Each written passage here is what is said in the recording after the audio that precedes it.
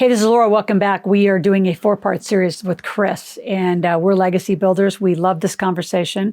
And so the third part of the episode is about how do you bring your kids into this conversation to become millionaires, to become entrepreneurs?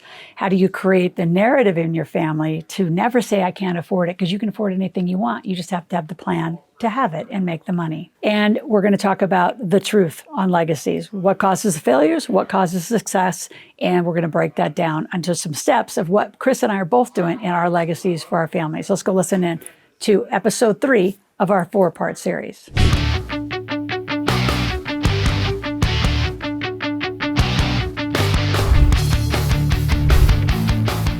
So essentially, you hit on some of them, the Rockefeller method, the family banking system. So obviously, it's no secret, I'm in the insurance business. So I do specially designed and engineered whole life that we use for the infinite banking concept, which is a process, not a product. It's a process of taking back the banking function. So I incorporated that entire message and everything I teach into the trust language. And I broke it down to the 6 laws of wealth. What I taught my daughter through my TEDx talk, my children's book, and many other things, including the letter that I wrote her, is essentially how she's going to use money, but how money is specifically going to work for her.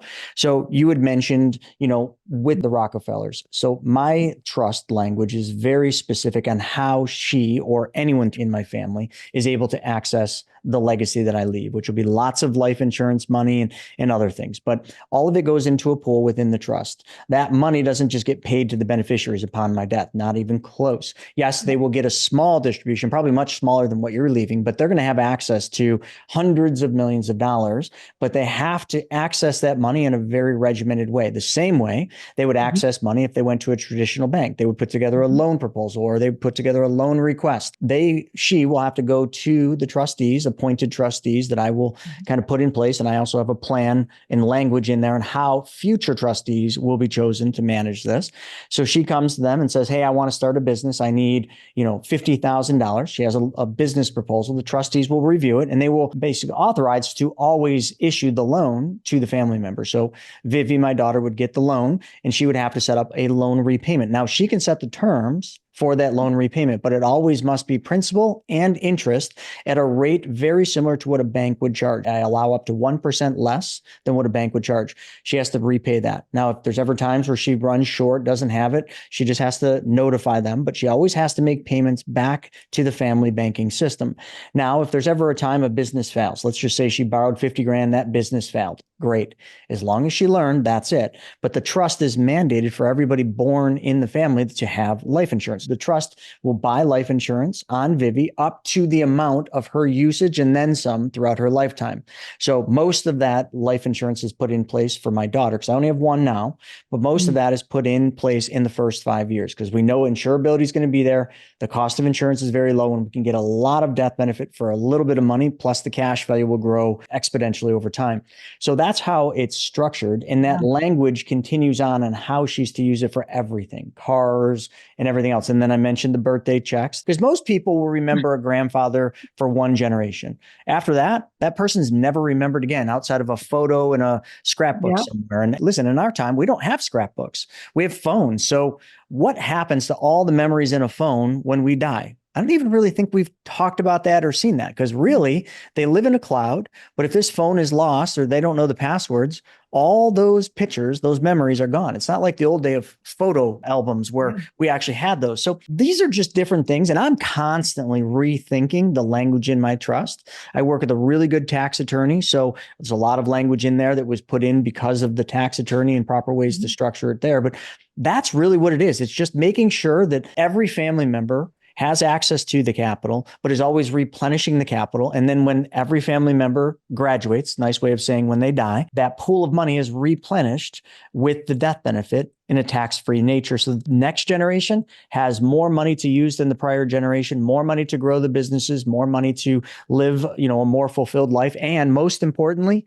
we have a foundation, a private foundation, which we're very passionate about. We bring our daughter, even though she's 4, going to be 5 here this month, we're teaching her the power and the importance of giving through all the things. And we donate a lot of money to our private school, an arts center, which is going to double down as a financial education center. So with us funding that, we're also going going to have the right to do education in finance and money and teach the kids, the parents, I have and the some really students. good books you need to add to that foundation library. Absolutely.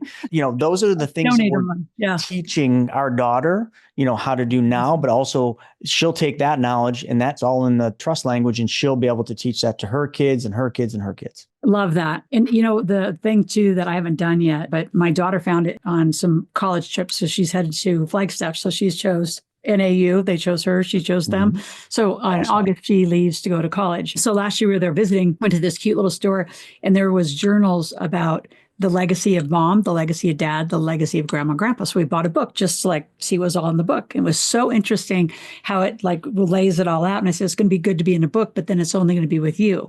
So our goal with that is to eventually, through her college, make this into a video of grandma, right? Like you said, the photos out of here and you move them in. The other asset, and I have to introduce you to her, she's a client of mine. She's an estate lawyer. She came to me kind of burnt on being a lawyer and really is high. I actually met her at a Infusionsoft conference. That's where I met her. And then she became a client of mine. She said, I really am digging all this tech.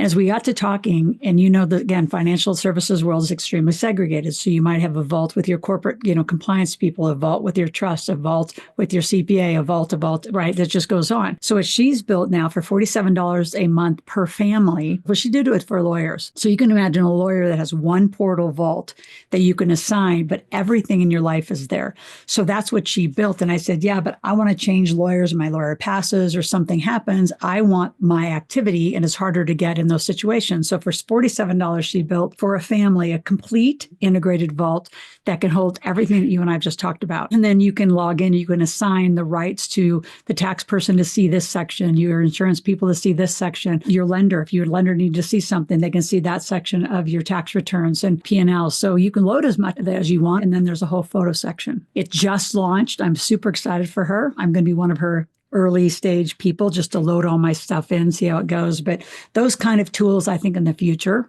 are going to help a lot of families keep it together.